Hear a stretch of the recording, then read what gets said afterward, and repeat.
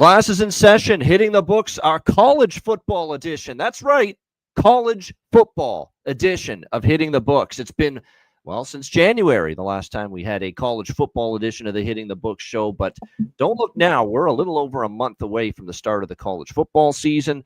MLB's on All-Star break. So we figured this was a good week to start talking conference previews in college football. We're going to bring you 2 conference previews this week, and they are the 2 biggest conferences in college football, without a doubt. We're going to talk Big Ten today, and then we'll be back on Wednesday to talk SEC, the 2 biggest conferences in college football. So looking forward to that. Connor and I will pick some dates to record the rest of the conferences. We'll do an ACC preview. We'll do a Big 12 preview, and then we'll do just an all group of 5 conferences preview as well. So we'll be bringing you those in the next few weeks leading into late July, early August. But for today, CMAC, it's the Big Ten. And is there a shift as far as the balance of power?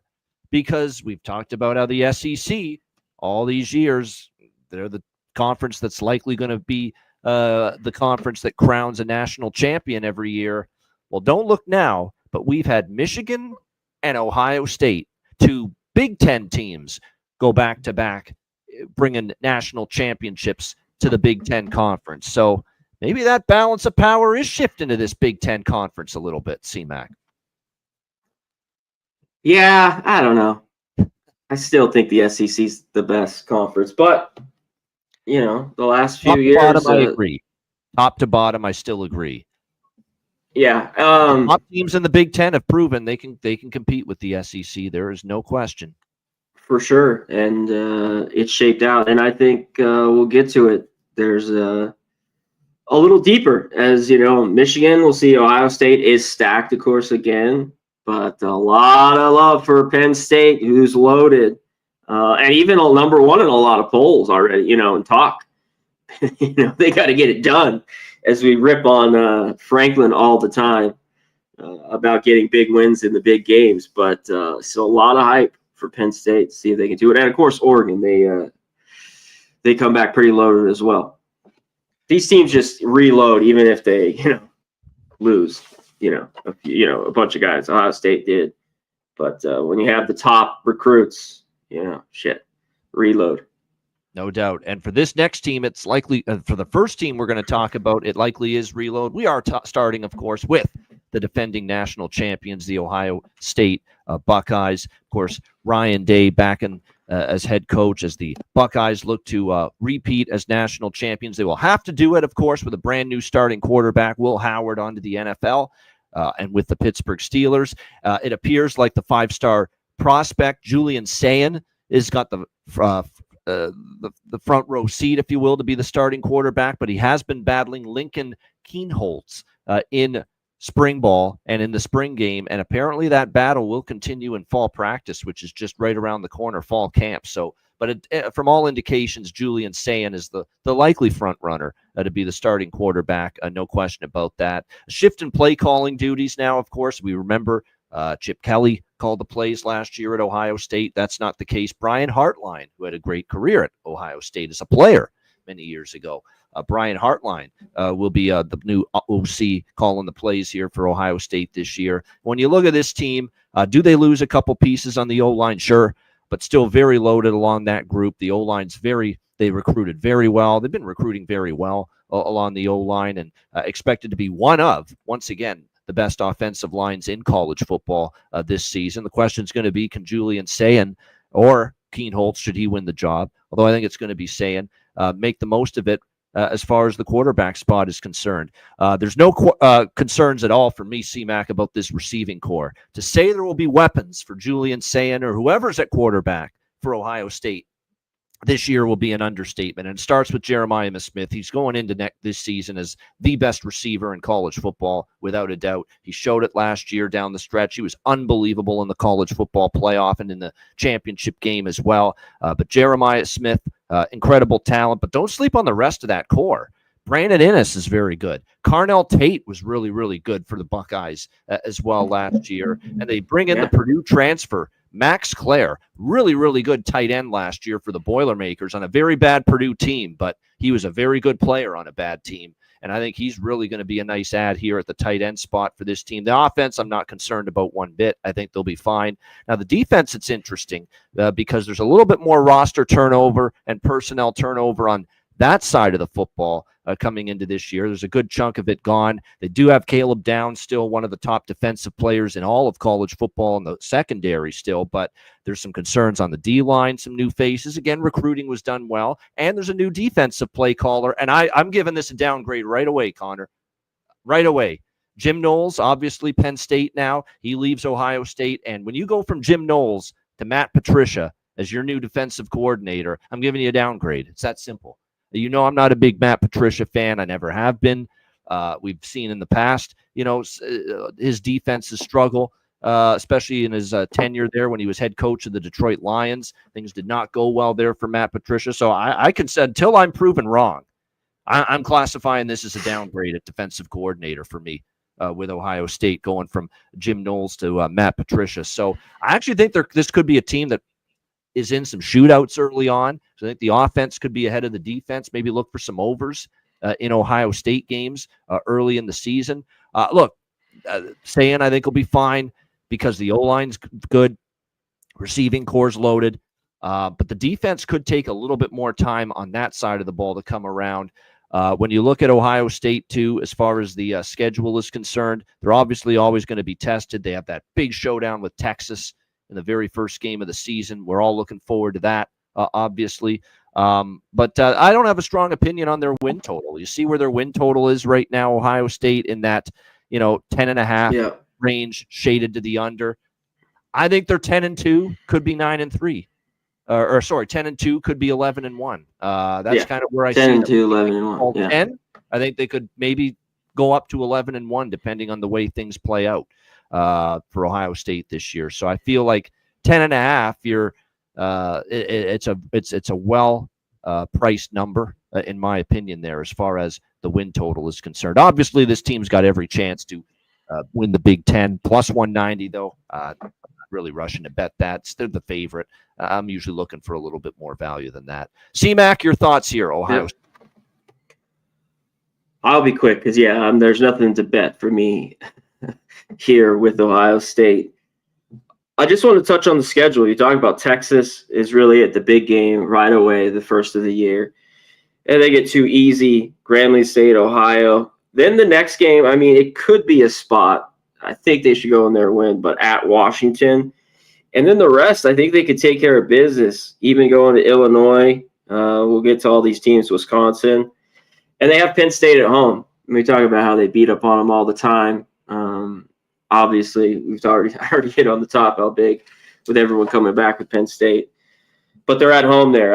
Of course, that could be a loss. But that's why I think the 11-1, 10-2, and then they finish the year. They do finish at, of course, Michigan. But they're loaded here. If you talk about the Alabama kid saying, I think he wins the job. It's his to lose unless he just, goes out there and looks horrible. And I think there might be a little bit of pressure from behind him, too, as this goes on. The receivers, of course, but I think Tate is the big one. 52. I think you could have even a bigger year. And the prospects they brought in, the wide receiving is deep, for Ohio State. Same thing with the tight ends. You mentioned the transfer there for Purdue. They have a few others. The defense is a little bit of work. Of course, losing a bunch of guys on that front seven. But I think they'll be fine. Maybe you're right. Maybe it's going to take a little bit. But you got that one right away with Texas, and then you got some easy ones. Maybe by week 4 or 5, the defense maybe takes a little bit more of a shape there. And then the running backs, real quick. It's hard to replace Judkins, Henderson, but I think they'll be fine. They have Peoples is pretty solid. That big guy from West Virginia, Donaldson, should get some carries. So I think they'll be fine there as well at running back. So Ohio State, as always, tops on the list here in the Big Ten. You know why the running back? I didn't even mention them, and I know there's a reason for that. I think they figured out late in the season that we got this incredible receiving core led by Jeremiah Smith, who's just an unbelievable talent already at such a young age. Yeah. Why are we running the football so much? And I think they finally screwed in and got a clue in the playoff that, hey, let's air it out. Let's use what our greatest Use your weapon is guys. in offense. It's our receiving core. So I think, the running back, you hate to lose Quinshon Judkins and Travion Henderson, absolutely. But I think when you look at the scheme of the offense and playing to your strengths, you should be playing to the strengths of this receiving core. And it should be a pass. You should be throwing it more than running it. With the way this offense is set up, with the receivers you've got, that's what you should be doing. So we'll see if Brian Hartline agrees with that. But because they finally figured it out down the stretch, and it was for the better of that Ohio State team and that offense for sure. Should be throwing it. We should be using our weapons the way we did. All right, here we go again with this Penn State Nittany Lions team that every year gets hyped. Every year, this could be the year they win the Big Ten. This could be the year they win the national championship. And we're already hearing it again, a little over a month out from the beginning of the season. I'd like Andy Kotelnicki. I do like the OC. I do think he's been a nice hire. I like his play calling more often than not. But you need the offense to execute the plays that the offensive coordinator is calling. And when it comes down to it, I'm still not totally sold and excited about Drew Aller. I'm not.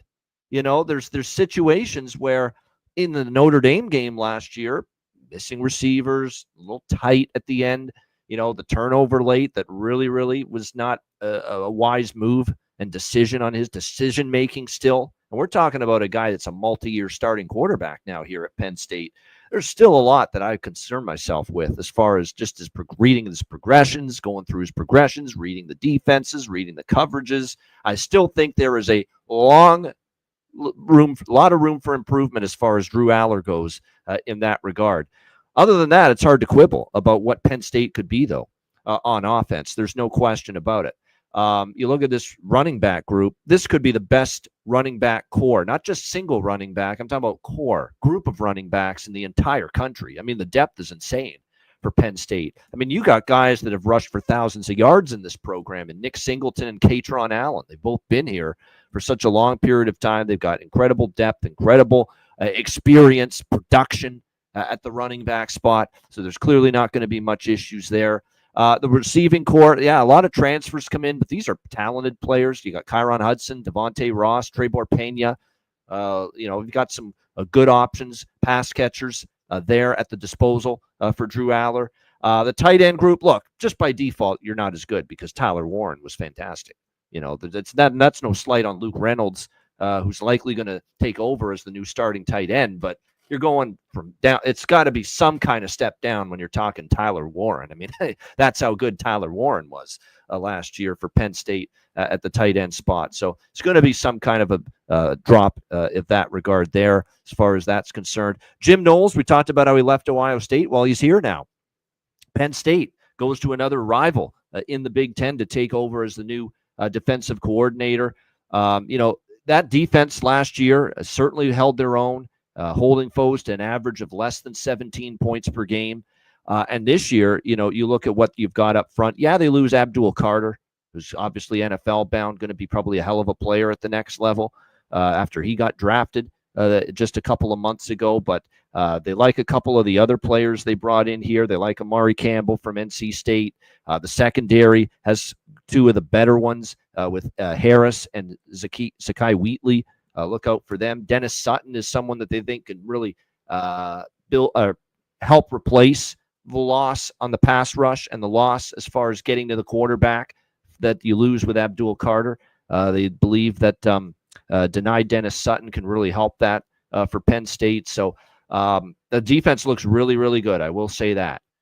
But at the end of the day, if Penn State is going to achieve their goals, CMAC, the coach has to win a big game. And we know James Franklin is still, and I'm not talking about beating SMU, and I'm not talking about the Cupcake City that you had at the beginning of the playoff last year.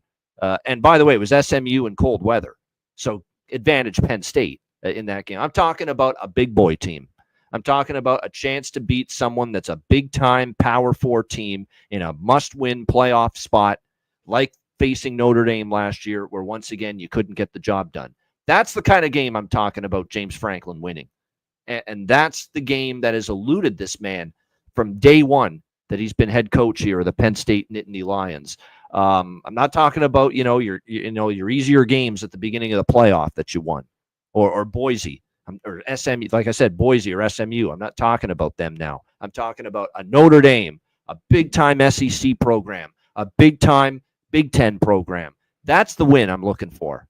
That's the win we're all looking for. That's the one the Penn State fans have been waiting for years out of James Franklin. They never see it.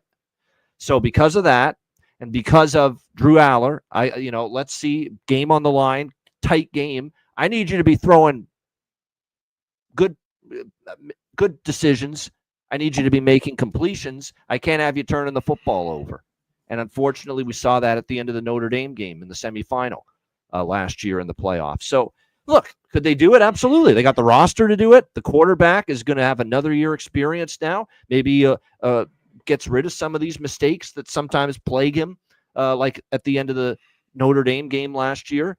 But I have a hard time putting my money on anything Penn State over their win total. I have a very difficult time betting anything to do with Penn State to win the Big Ten or the national championship game, because if Penn State's going to achieve those goals, C-Mac, they're going to have to eventually beat a damn good SEC team. They're eventually going to have to beat a damn good Big Ten team or someone. They're going to have to get through someone elite to get to raise the trophy and be national champions. And this guy has not been able to do that here as head coach of Penn State in James Franklin. C-Mac, your thoughts here on Penn State? One thing, too, I think we'll get to the schedule with them. They have a pretty easy schedule. No Michigan, Oregon at home, and then the one game we talk about with on the road at Ohio State. Like the one I think they have circled. I mean, because this is pretty cupcake. Nevada, FIU, Nova, play Northwestern, bottom of the barrel, Michigan State, Nebraska, Rutgers to end the year. So, I mean, that home game against Oregon, and then of course, the game at Ohio State, I think is huge. I mean, they're loaded. You talk about running back is big. Receiver, they got a bunch of guys there. They got Ross from Troy, Hudson from SC, Pena, the guy from Syracuse. I took a bunch of props with him, with Pena. That's the guy I really like, Trebor Pena, getting him from Syracuse. I like Pena too. Yep. I think that was a great get. So this offense should be loaded. Yeah, it's like in crunch time. It's like this team should go, we mentioned 11-1. I think so, that they just lose one. But can they get it done when it all matters? You mentioned with Drew Aller, he stayed. They tried to keep few guys to stay, and of course the recruiting was pretty good. The transfer was excellent. Always good linebackers at Penn State. Talked about Campbell. I think the secondary is pretty good with Harris on the other side. Should be Washington. Wheatley's a good free safety. So I think their defense, solid too, should pad up the numbers against, with the schedule as well. So it's all down to crunch time, because I think it's a regular year here for Penn State, which I think they could be, at home, take care of Oregon. We'll see. It's going to be a big game, but that game's not on the road, so it's not in Eugene. So that's a big one with a schedule like this. So yeah, Penn State, all the love with them this year. I mean, normally there's been some hype, but this is the most. I mean, they are really a lot right now. Yeah. I'm not. There's no way I'm betting them over 10.5 wins. I'm not doing that. No, I would never bet that. 11-1. Because look, they're definitely. I still think they're going to lose again to Ohio State, because they always do. I've got that for sure. That loss. Yeah. But look at I think there's actually a couple of games they could, like Oregon. Now they get Oregon. It's going to be a whiteout late September, revenge spot for losing in the Big Ten championship game to Oregon. I actually wouldn't be shocked if they win that. And we're going to get to Oregon next. I have some concerns about Oregon, which we'll get to in just a moment. Not that Oregon's still going to be very good, but I think it'll be tough to replicate last year, just in my personal opinion, for Oregon. So you got to favor Penn State, and they are favored in that game, but you got to think they got a good chance to win that at home against Oregon. But I could see them going to Kinnick Stadium and losing at Iowa, and I'll get to Iowa. I've got some thoughts about them this year, but that's always a dangerous game. But you're right. Outside of that, Nevada, FIU, Villanova, UCLA on the road. Indiana, I don't think is going to drop off as much as people think, but we'll get to that too. but they get Indiana at home, at Michigan State, Nebraska, at Rutgers. They're all games they should win. And the one thing about Franklin is he beats up the teams he should win or should beat. That's what he does. That's what he's a favorite. He wins. He's an underdog or pick him. You want no part of it, pretty much with Penn State. Seriously, look at the records. We've talked about this straight up and against the spread for years with James Franklin at Penn State. Go look it up. Go look at his record straight up in ATS as a dog or as a pick 'em in a pick 'em role. It stinks. And his role as straight up in ATS as a favorite. That's when you make the money with Penn State. Yeah. That's been it. Yeah, it's a night game at home. Slow James against Oregon, which always enhances the strength of the home field there at Happy Valley, there, Beaver Stadium, when they play there at night. All right, Oregon Ducks. Obviously, this is the team that beat Penn State in the Big Ten championship, but they were no match for Ohio State in the Rose Bowl in the college football playoff, as that Oregon defense got absolutely just decimated by that Will Howard and Ohio State offense. They had no answers for what the Buckeyes were doing in that game. When you look at Oregon this year, obviously Dan Lanning back at the helm. They were just completely annihilated by Ohio State in that quarterfinal in the Rose Bowl last year. And when you look at this team, let's start on the offensive side of the ball for them. Dylan Gabriel departs, and in comes UCLA transfer Dante Moore to be the new quarterback. And my early returns on Dante Moore when I saw him play at UCLA, nothing overly special. I got to see more, quite honestly. I'm not ready to think that this guy's just going to come in there and be great right away. I thought there were times he was missing on throws. Again, reads were not always on point when it came to Dante Moore. Great athlete, can run. We know that, but that pocket passing ability has got to get better. Reminds me of what I saw last night with the Edmonton Elks and the CFL with Trey Ford. Guy's got all the athleticism in the world, mobility in the world, but can't make a proper, accurate, in the pocket forward pass half the time. And that's sometimes what I worry about here with Dante Moore here for this Oregon Ducks team. But when you look at it, I mean, they have a lot of weapons. That is the one plus here for Oregon. I mean, Mekhi Hughes now comes in, great running back he was at Tulane. He's certainly going to go a long way to bolster this running back group. When you look at Evan Stewart, Jeremiah McClellan and company, still good weapons at wide receiver. Kenyon Sadiq, Jamari Johnson, a nice little punch there at tight end for this team. So I like the weapons, but the offensive line, there's some personnel turnover as well. It's a little bit of a revamped, reshuffled, retooled offensive line here for the Oregon Ducks entering this season. 4 starters gone from that group, and they're really going to rely on the transfer portal. What else is new? That's the day and age we live in right now in college football, where you're basically hanging your success on a bunch of transfer portals that you bring in when you lose a bunch of starters, and you're just hoping that it hits and that they gel and that the cohesion is there.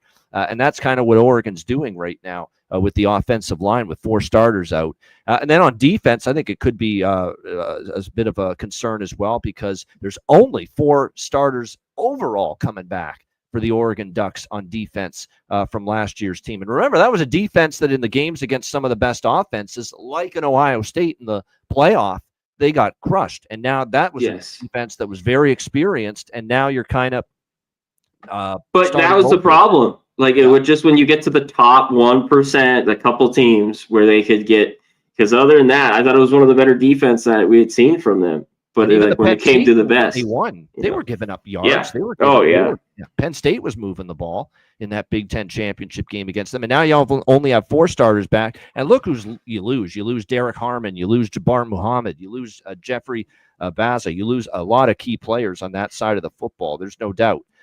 So it's going to be a little bit of a retool there on that defensive side of the football.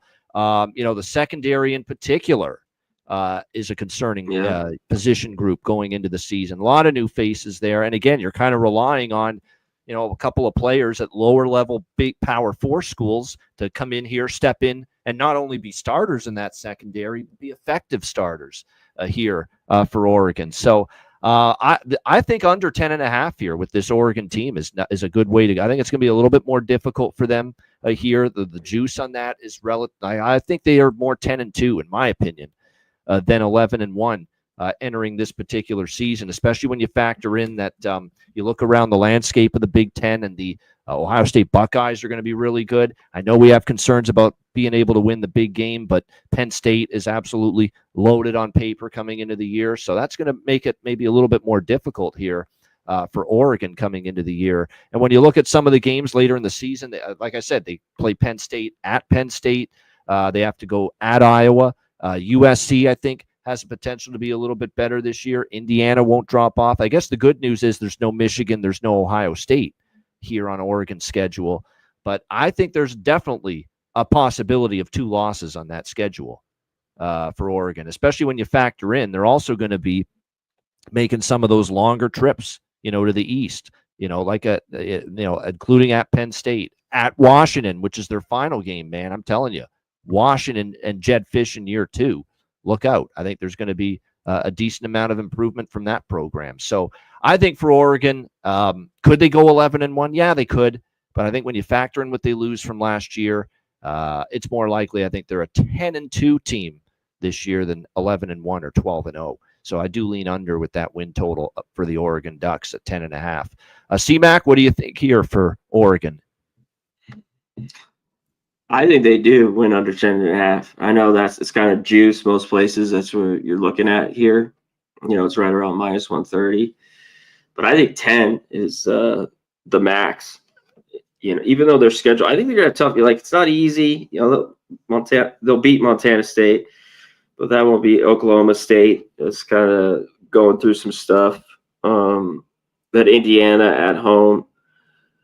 I think they could lose at Iowa, in that matchup, that road game there, November 8th, and then the end of the year with Washington. So, and then we already touched on the game earlier with Penn State. So, and what do we get from Moore? I mean, he's talented. One thing, even last year with Gabriel, the team, I don't know, struggled to run the ball a little bit, going through the numbers, only 4.4 yards per carry. I looked 158 yards a game. If they're smart, they'll commit to running the football, because I don't want Dante Moore throwing the ball 30 to 40 times in a game. I don't think yeah. And Gabriel's kind of he could win and then he could take off, scramble. So it's a little bit different. Yeah, but they're gonna have to run it. So the last few years of Gabriel and Nix, I don't know if they have that. And then the defense, like you mentioned, all these transfer guys they're getting for their secondary, their safeties, to their D line, is going to be a little bit of shakeup, and that could be a problem maybe early. Look for, I'm going to be looking in these early games if this defense is giving points up here with Oregon. So, yeah, the Ducks. If you want them here, I think it's under 10.5. Yep, I think that's a good team total overs for the opponent of Oregon. You're right, especially early in the season. And team totals are going to they've continuously become more of a staple of my betting portfolio, team totals.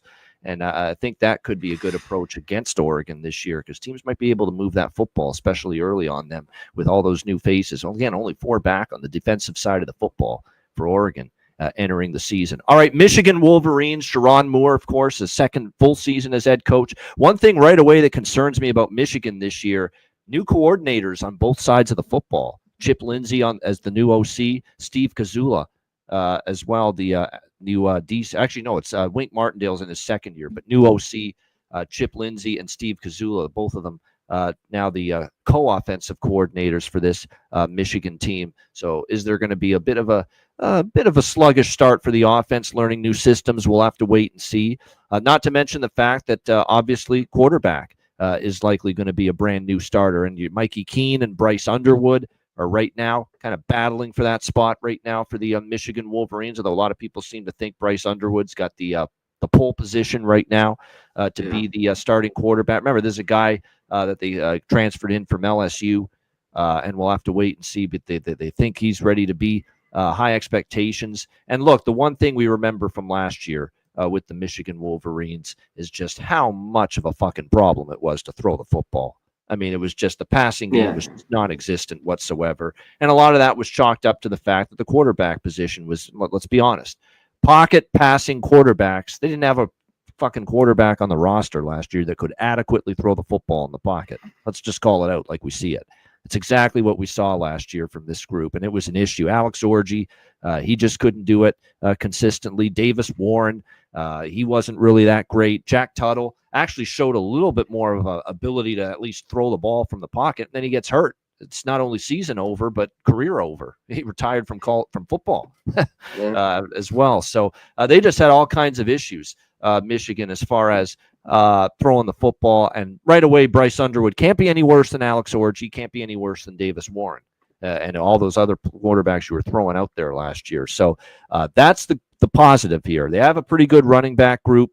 Jordan Marshall, Justice Haynes, there's no doubt 3 starters are back on the O-line. That's a good thing right now for this Michigan team. So it'll be interesting to see. And when you look at the receiving core as well, finally, I think the receivers are going to say maybe the quarterback's actually going to get the football to us this year. How about that? That'll be nice for a change.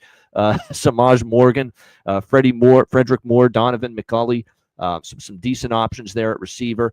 Defense for Michigan. While we do still have questions about whether the offense can gel, although it probably can only be better for this Wolverines team, the defense really should be good for the Wolverines, because when you look at what they bring back here, this defense should really be strong. They're strong in the trenches. The D-line's really solid. The linebacking core's got a couple of really good players led by Jayshawn Barham at that position. And a nice thing, too, is the secondary. There's some new faces there, but they also get one of the guys that really missed all of last season with a significant injury, and Rod Moore was supposed to be a huge contributor to that secondary, but now he ends up back in the fold for the Michigan Wolverines this year. Yeah, they do lose a couple of those key linemen last year, like a Josiah Stewart, Mason Graham, but they really recruited well. They're still very stout there, and I think that defense will be very, very strong. And now, of course, it also helps that you got a second-year defensive coordinator, so the learning curve under Wink Martindale shouldn't be as steep for Michigan this year.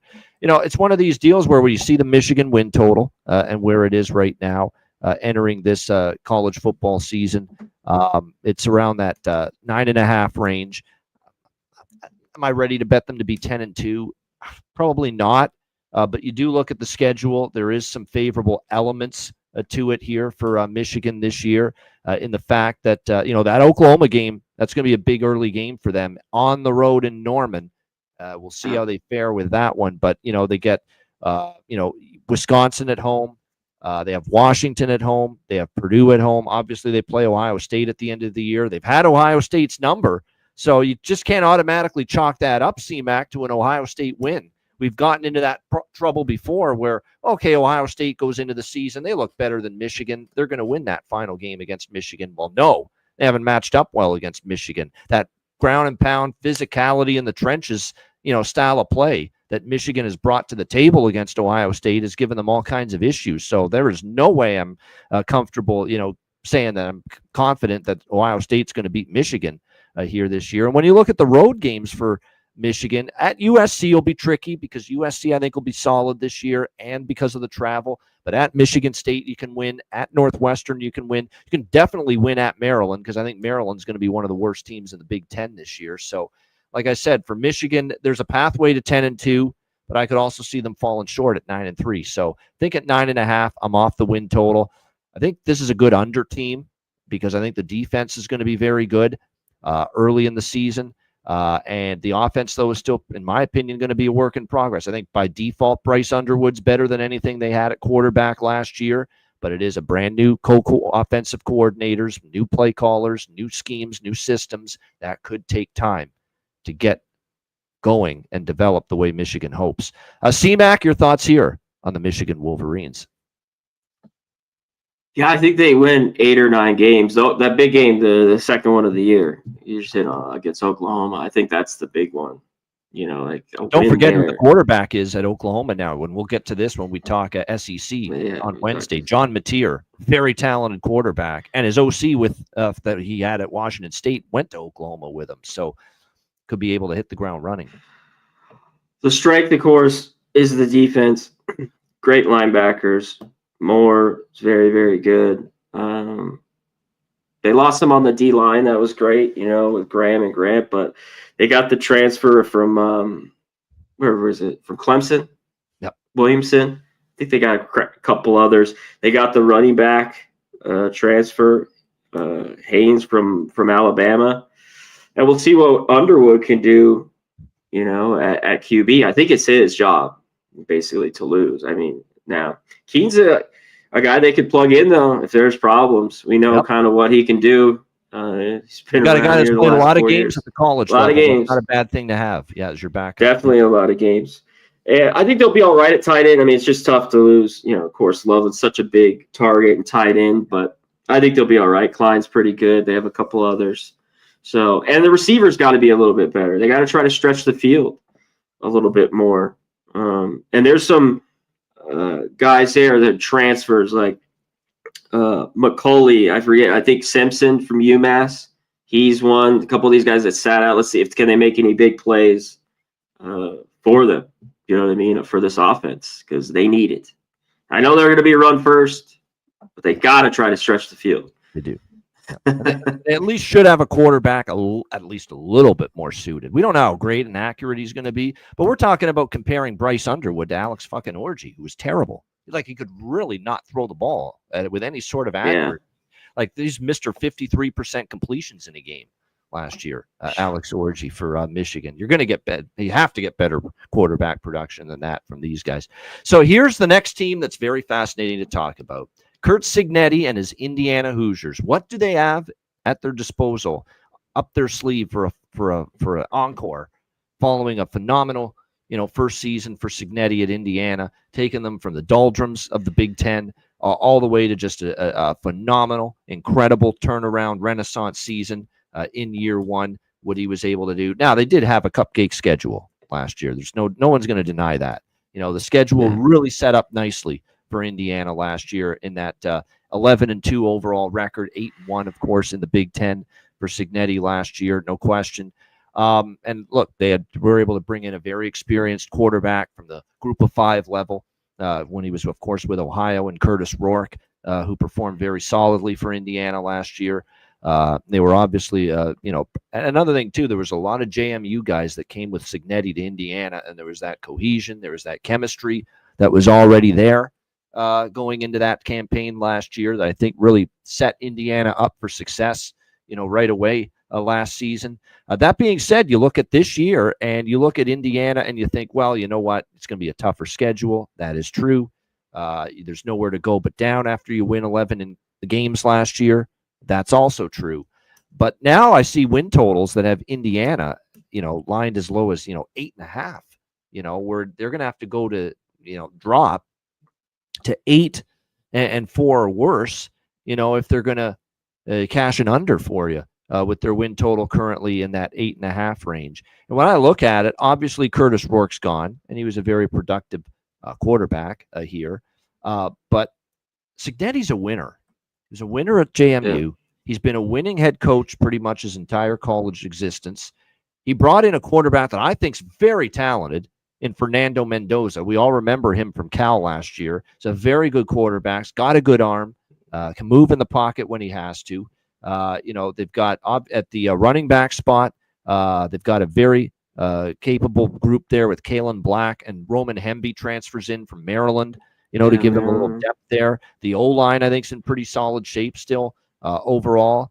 They've got a couple that transferred in as well from big-time programs, including one of their O-line transfers in the portal comes to them from Notre Dame, who's been known to have a pretty good O-line the last few years. So I think Cignetti's done a nice job overall.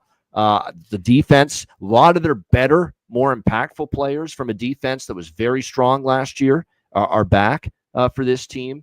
There are some holes to fill, there's no doubt, but a lot of their top production players on defense along all three levels are back for the Hoosiers this year, which is good to see. They really went to a lot of transfers to deal with the secondary and shore that up. That is the one area that even last year's great Indiana team did have some issues at times as far as the pass defense is concerned. I don't know. I think it's too much of a correction based. We know Indiana's not going to be nearly as good and it's very tough to duplicate what they did last year. And we know the schedule is not nearly going to be as friendly or easy as it was last year. But still, you look at it, and when this schedule overall, there is still no Ohio State on it. There is no. There's Michigan just those two games. Yeah, at Penn State. They're road games at Oregon, at Penn State. Really, Those are the real tough ones, and it'll be tough for them to win either of those two against Oregon and Penn State. But I mean, you look at the rest of the schedule: Old Dominion, Kennesaw State, Indiana State. Illinois looks very good on paper, but man, Illinois. We'll get to Illinois maybe a little bit. I do have a thought on them. It seems like there's a lot of hype there for Illinois, and I'm not sure I love hearing all that hype for Illinois after I know 10 wins last year. But like I said, the bottom line is Indiana hosts Illinois. I think Indiana is very capable of winning that game in Bloomington. At Iowa, won't be easy, but they can win that. Michigan State certainly winnable at home. UCLA winnable at home. At Maryland, they can win that. Maryland's not going to be very good. Wisconsin, I do not think much of Wisconsin again this year, and they get Wisconsin at home. I mean, there is a pathway here for 9 wins. There's definitely a pathway 9-3 for. I don't love it, but I think it's possible. You know what I mean? Like I'd lean to the over a little bit, 8.5. I do too. It's plus money. Yet. I don't know if I will, but at 8.5 and plus money, I believe on that over as well. Yes, plus money. I will lean over. Yeah, I agree. I think there's those couple losses, and it's right there between 8 and 9 wins. So I don't. Yeah, this is probably one I don't know if I get involved with. And bet, but with Cincinnati, I think the defense will be pretty good, even though they have some holes. The secondary has a few, but they have Pons. He's really good. They have a couple D linemen that are solid, but I think they'll be all right.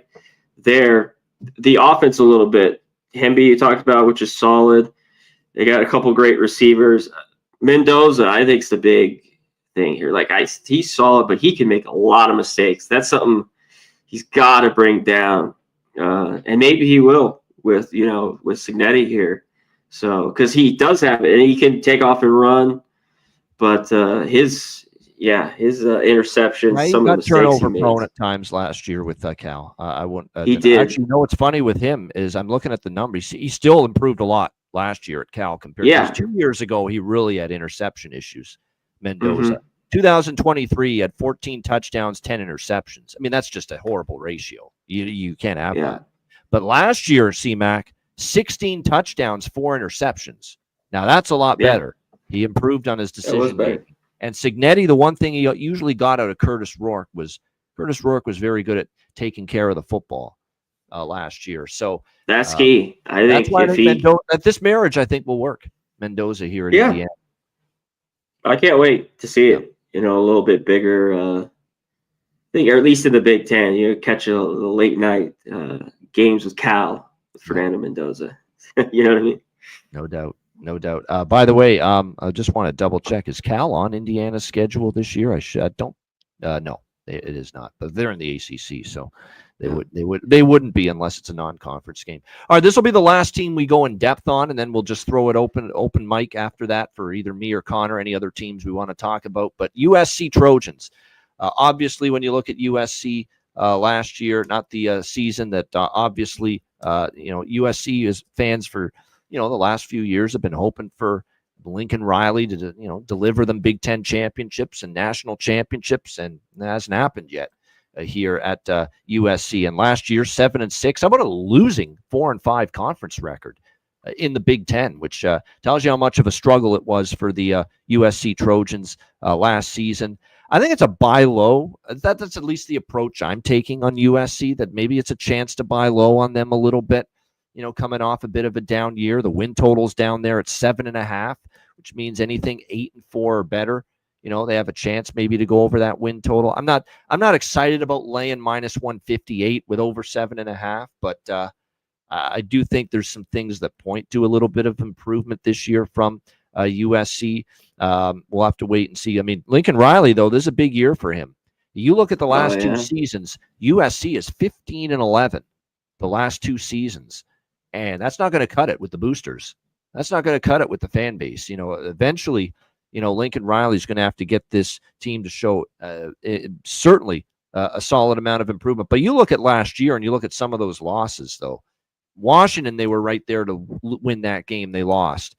Penn State, believe it or not, they gave Penn State a really tough game last year. Very good Penn State, fell short. Michigan was a winnable game for USC as well, and they ended up falling just short.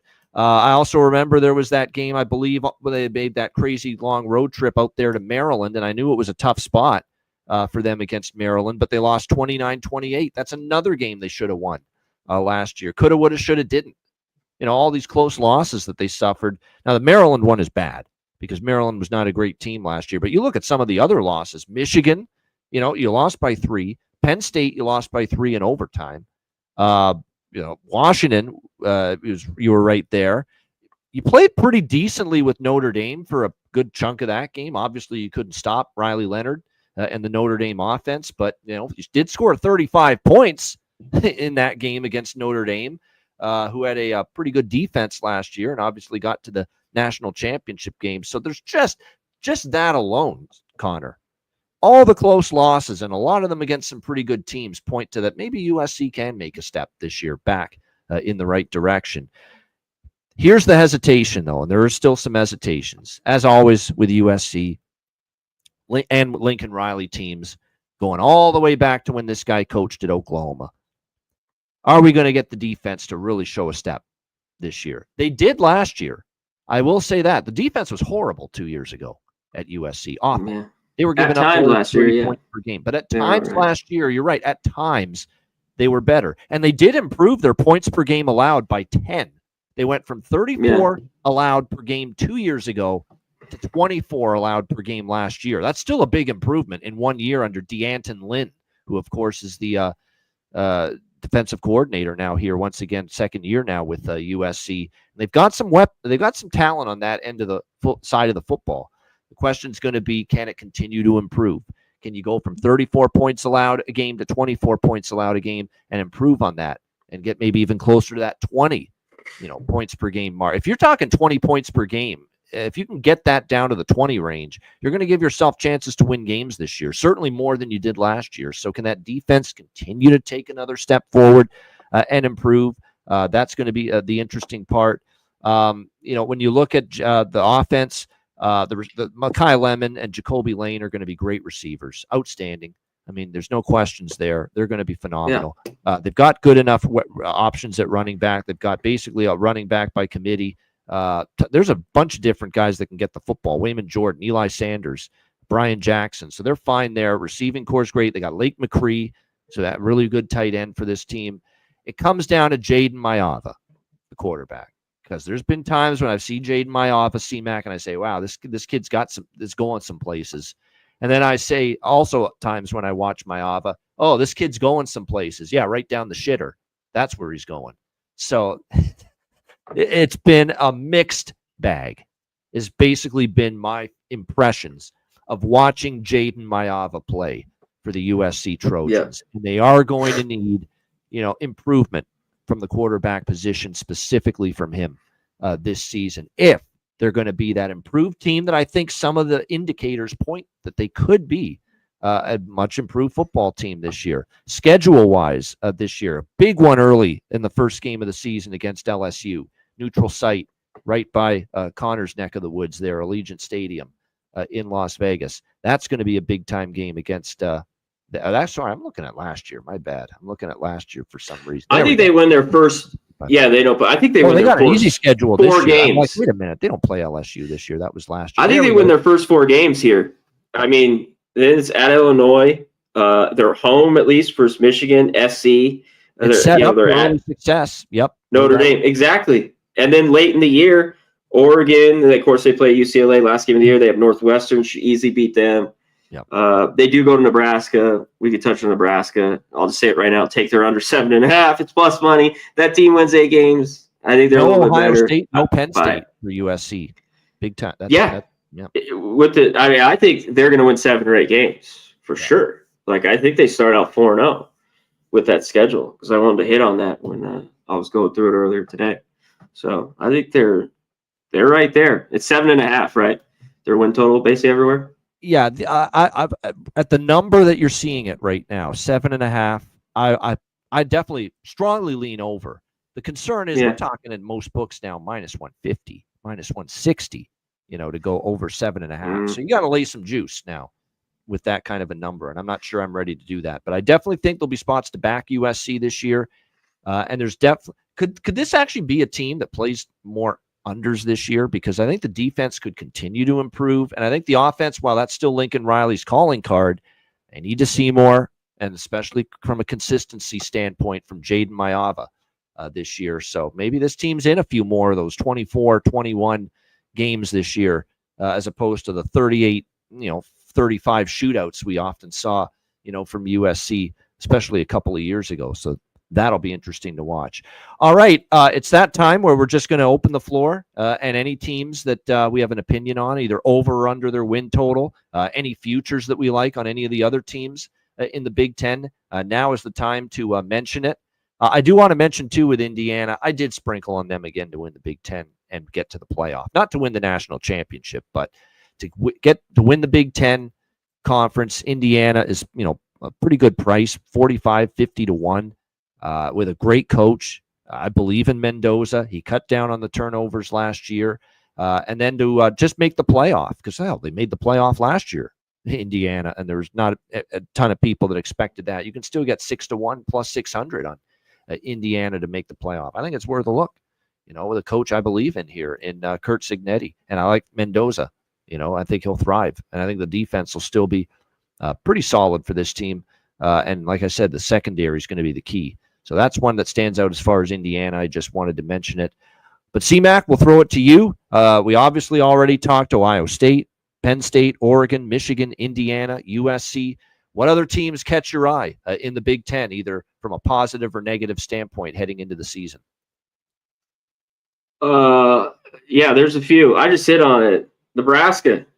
I dare them to win 8 games. It's plus money too. It's 5 years straight. And if Raiola becomes the Raiola that everyone is gushing over, they could be 8, 9, 10 win team. But I got to see it. I agree with you. I got to see it too. And it's a good price. I wanted to double check. I had it pulled up right here. Was their schedule really quick just to look at it again. Yeah, they're at Cincinnati, Akron. They have a pretty early, easy schedule here. That's the issue. The schedule is very, very manageable. Ohio It is. Yeah. So I'm double check, but I still think their max here is 8 wins. Yeah, that's pretty. I think they lose to Iowa in the year. They have Penn State. That's a loss. They're going to start like they have the past few years. They're 4-0. With some of these, not the Cincinnati's not easy, but I think they kind of start, but and then it's going to get tough. The last 4 games or so, SC, UCLA, Penn State, Iowa. I think that could be tough for them. So I don't know if they get 8 wins. I mean, that's still, to me, it's under for Nebraska. Another year. I think 7 wins is the max for them. One team I'm going to throw it. I agree with you. I could only look under. Go ahead. Even with the schedule being okay, I could only look under. I don't think they get. I don't like. I'll throw out something to you as far as totals go with Nebraska. Going to be from a game-to-game totals. They're going to be a sneaky over team, in my opinion, this year. So I think Raiola will be better. Holgerson comes in now as the full-time, full season now. Full season to him as the OC, and they're going to be more tempo. They're going to be a little bit more paced. I think they're going to take more shots down the field throwing the ball. It's not going to be old-school Nebraska, just run heavy all the time. And the defense does have some questions. Like they did lose some players on that side of the football.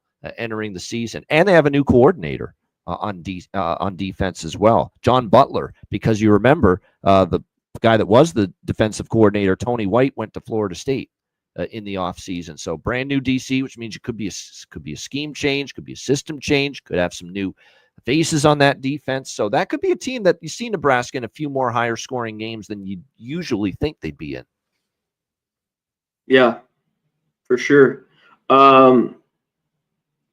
I want to touch on one more. I think they get 6 wins. They're pretty low on them. Obviously, they got the big quarterback is UCLA. They got Nico from Tennessee. We saw the good and the bad with him. But I think a better spot like UCLA is good. One thing, I wanted to dig a little bit into their defense a little bit more, UCLA, because I thought they played well last year at times in a lot of those games, and they kept it a little low scoring.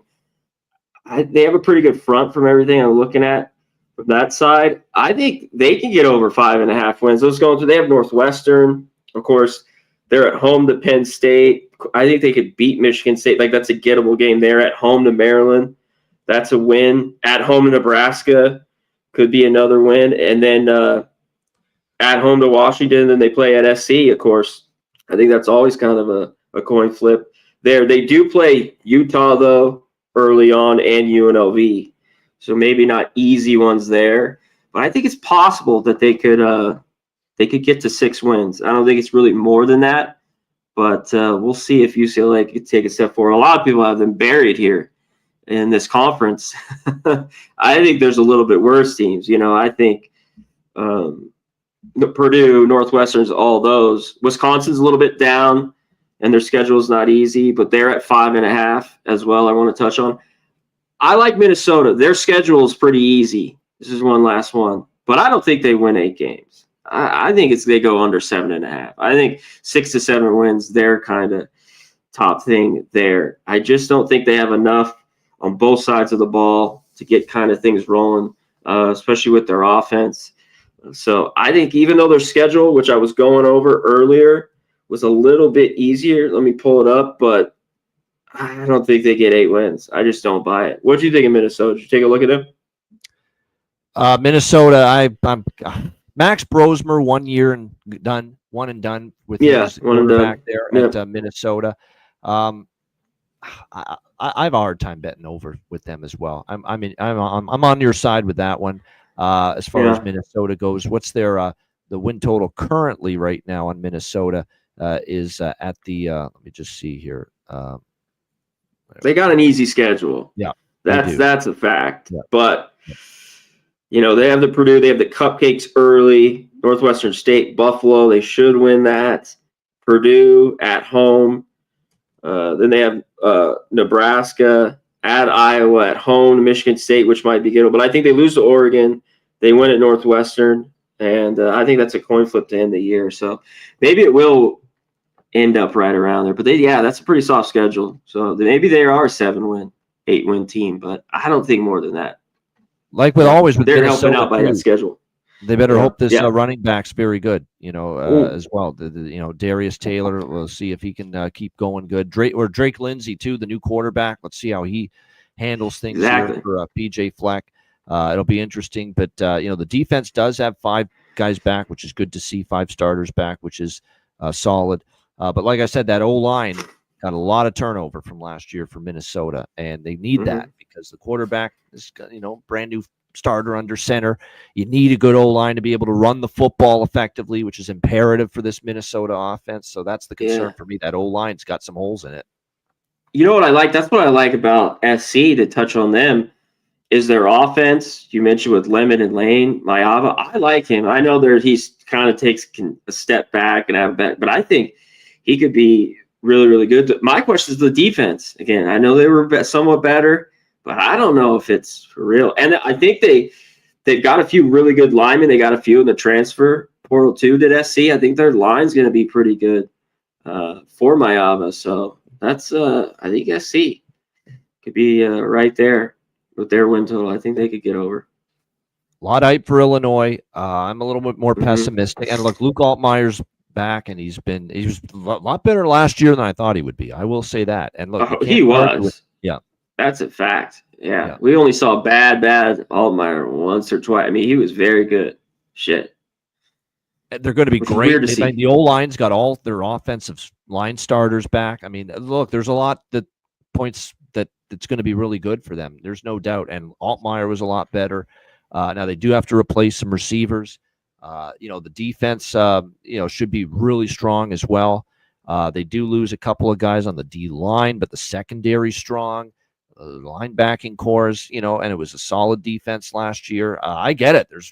They got a nice schedule too. Returning production, and the schedule's manageable. Yeah, but at the end of the day, it's Bielema and 10-3, and I've seen this with Bielema before. 10-3, and you take a step back after that with him in the past. So, it'll be tough. Washington, of course.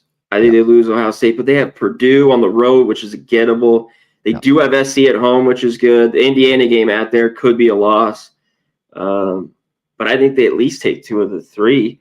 Western Illinois, they're at Duke, which will be easy. And then Western Michigan. I think they're right there. I think they're an 8-win team, Illinois this year. It's funny. I want to bet them under. I can't do it at -180, under 8.5. Yeah. I'm not laying that kind of a juice on it. Like I don't want to trust them to be 9-3 or better, but like I said, it's just too much juice there with 8.5. And I'll be honest, got crushed on, but it cost me. It could have been a much better college football season betting too many win totals. So I'm really scaling back this year, tighten it up, lower volume, tightening it up, and really only hitting the stuff we really like as far as win totals are concerned. Of the futures, I'll take more shots with, like to win the conference, that kind of stuff. No doubt. Here's a sneaky one that I like a little bit more than maybe the markets do. And it's good old Kirk Ferentz and the Iowa Hawkeyes. And here's why with Iowa. Because year in and year out, they're going to be solid in the trenches. Year in and year out, defense is going to be pretty good. Year in and year out, the special teams is going to be pretty good for Iowa. But year in and year out, they get absolutely destroyed and sunk and lowered by bad quarterback play. Horrible quarterback. I can go back years now. Nathan Stanley and fucking Spencer Petras, and you go on McNamara, and the guy they had at times last year that is now the backup for Iowa. He was erratic throwing the ball. Jackson Stratton, that's the guy. Hank Brown, remember him? We'll see what actually he transfers in, but I remember seeing what he did, I believe, with Auburn. And it was nothing to write home about from him. So, but the difference to me in Iowa this year is Mark Gronowski. It's a kid that I know he comes from the FCS ranks, South Dakota State, but took that team to the FCS championship last year. He's got a pretty good arm, can move in the pocket. I don't think it's crazy to assume he could be the best quarterback Iowa's had in a few years. I think he can be better than Spencer maybe. Petras. He's a perfect match, though, I think, here. And I worry about the reins, though, that they hold back. Like, they're just, it's like, open it up a little bit. They're not, and they've lost a lot on defense, but that hasn't really, that's kind of happened, the last 10, 20 years, but it seems like they'll be able to plug them in and be pretty good because they lost, the secondary, some of their linebackers have the Hawkeyes, but usually, they kind of just plug in there. Corn-fed guy is just pretty damn good, plays defense well. There's a couple. The O-line, I think, is pretty solid. I like Kamari Moulton, Jason Patterson at the running back spot. The key is, can we get some weapons to step up at receiver, too? If this quarterback's finally going to have the capability to throw the football competently, which a lot of Iowa quarterbacks have not been able to do in recent years, then you need some options at receiver. And I'll be honest, as far as speed and athleticism and overall talent's concerned, there's some question marks in that receiving core. I will admit that for Iowa. But I am hoping that, like I said, Mark Gronowski, just from what I've seen, that's the good thing about me watching some of that FCS last year is that Gronowski to me looked like a good player. He could play. I love it. And I like betting on it a little bit. So, I saw him a pretty good amount. And this is a team that won 8 games last year with horseshit quarterbacks and putrid offense and putrid quarterback production, and they still won 8 games last year, Iowa.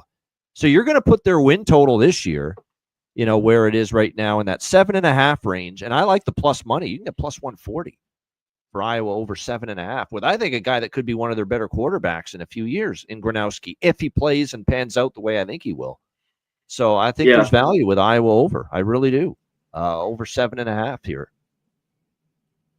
They kind of have a tougher schedule towards the end, but they got, I think, 3 or 4 easy wins early. I love how so many people I've talked to already are chalking up that Iowa-Nebraska game as a Nebraska win. When does Nebraska ever have it easy against Iowa? Never. Really? Come on.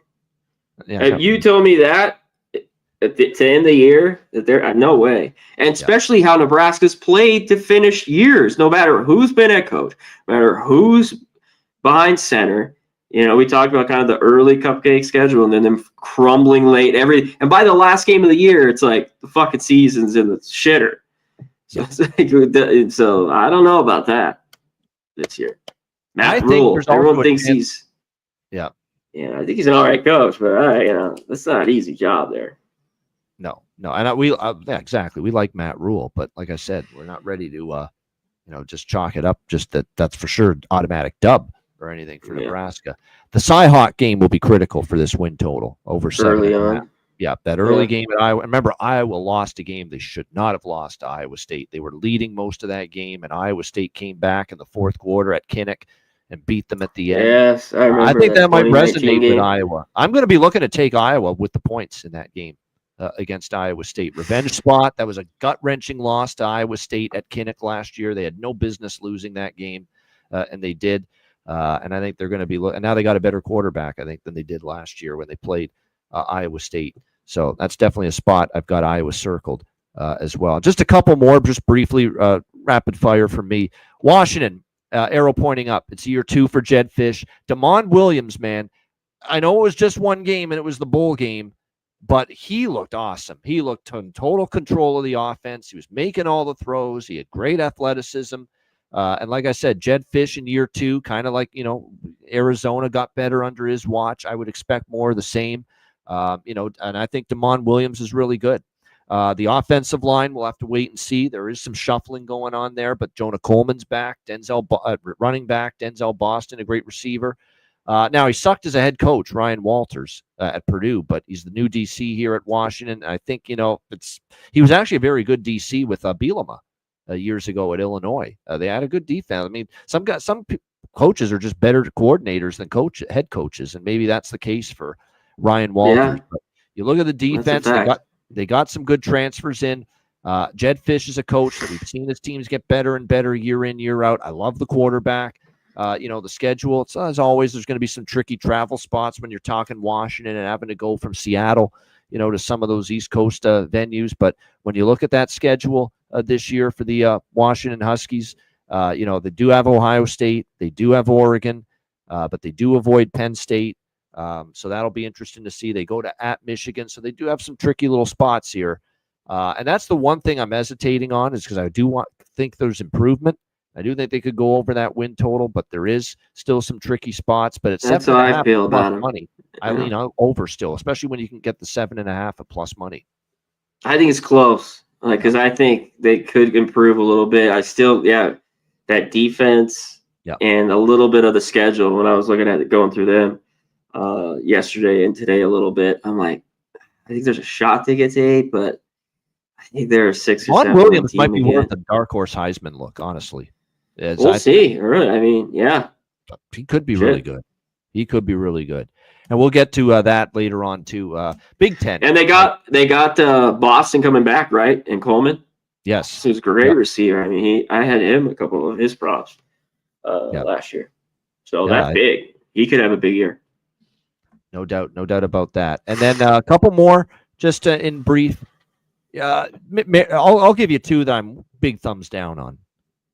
Maryland and Wisconsin. I think they're both going to be awful. I really do. I think Maryland's already, going down the shitter, if you will. Mike Loxley somehow still the head coach there. We'll see what they get out of Malik Washington, projected to be the starting quarterback here for the Maryland Terrapins here this year. He was actually okay in the spring game, but he's likely going to be the starting quarterback here. The defense continues to be a concern for the Maryland Terrapins. And also a defense that gave up 36 points per game. They have 1 starter back. They're totally starting from scratch on defense, and it wasn't even a good defense to begin with, and a new coordinator as well.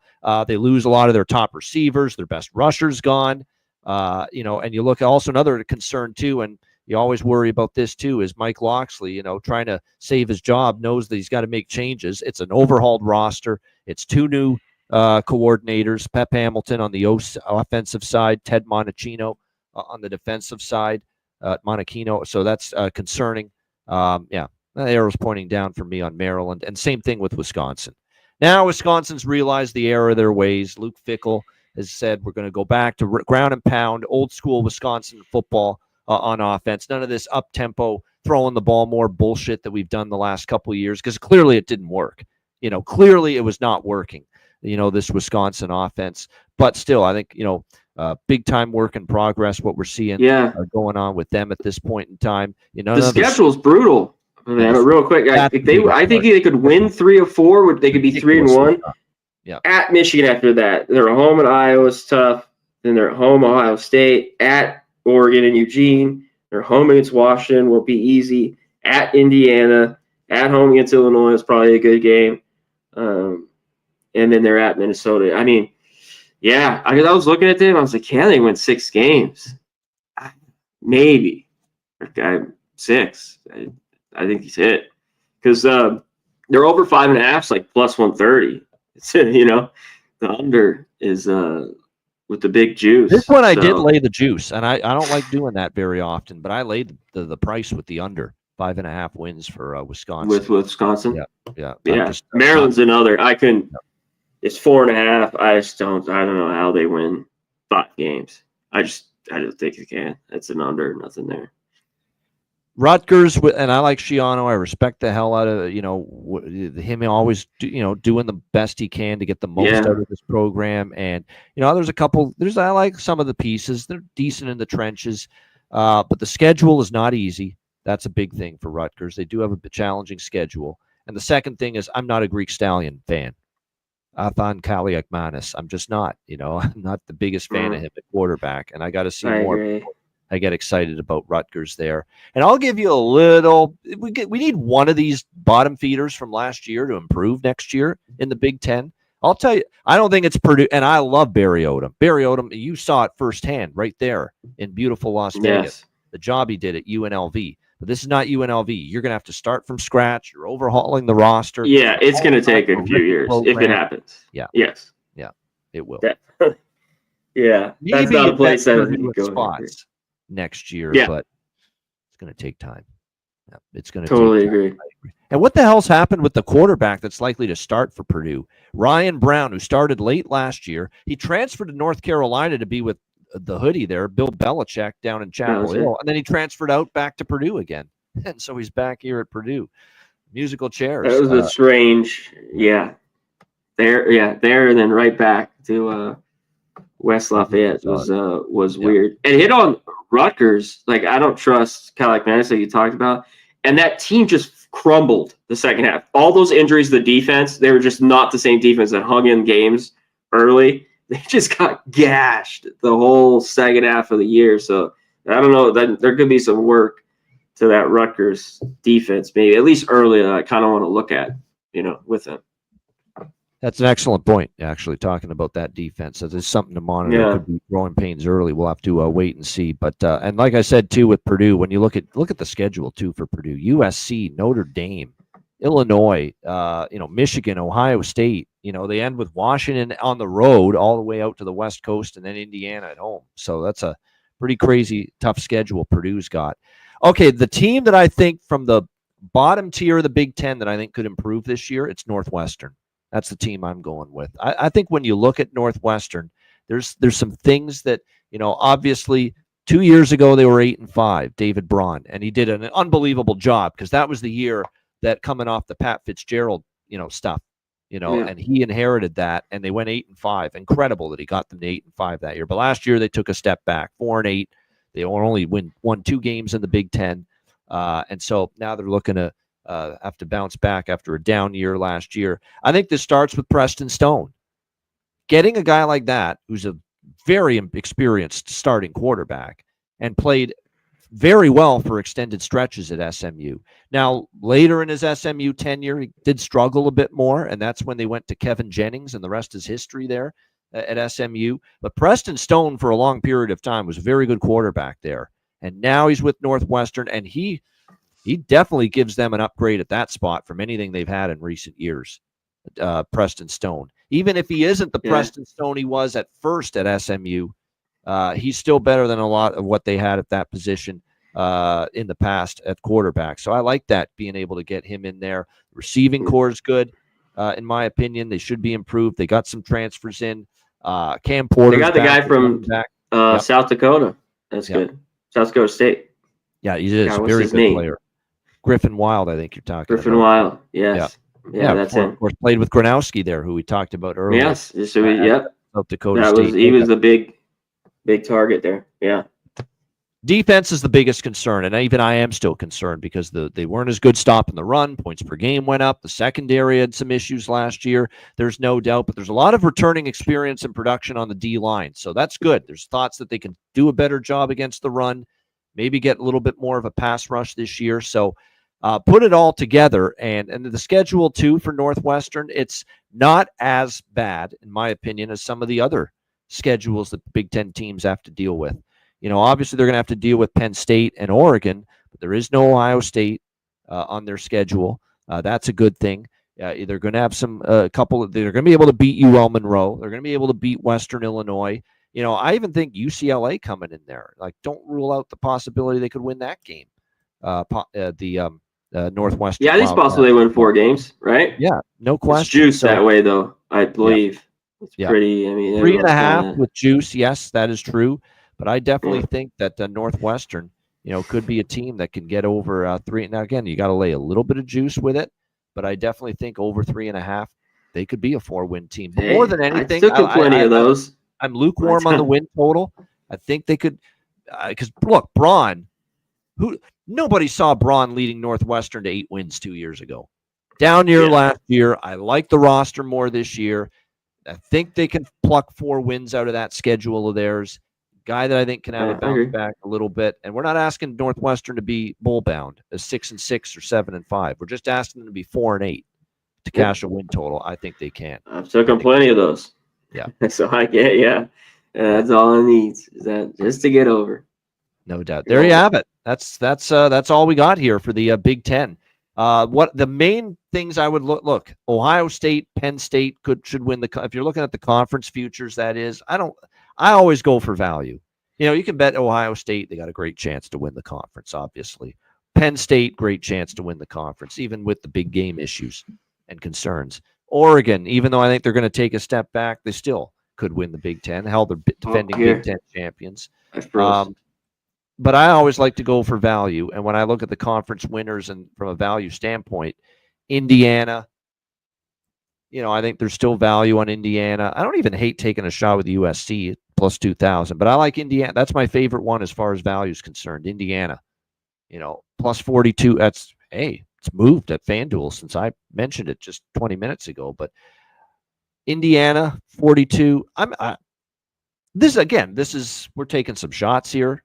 We're talking 42-1 with Indiana, 55-1, 60-1 with Washington. I know it's taken some shots, but I'm telling you, if DeMond Williams plays the level at quarterback that I think he can, I don't mind taking a punt on plus 6,000 Washington to win the Big Ten. I'm telling you, it's just because I'm that much excited and optimistic about what DeMond Williams can do for this Washington Huskies team at quarterback. He's very dynamic and has got the potential to continue to be that way moving forward.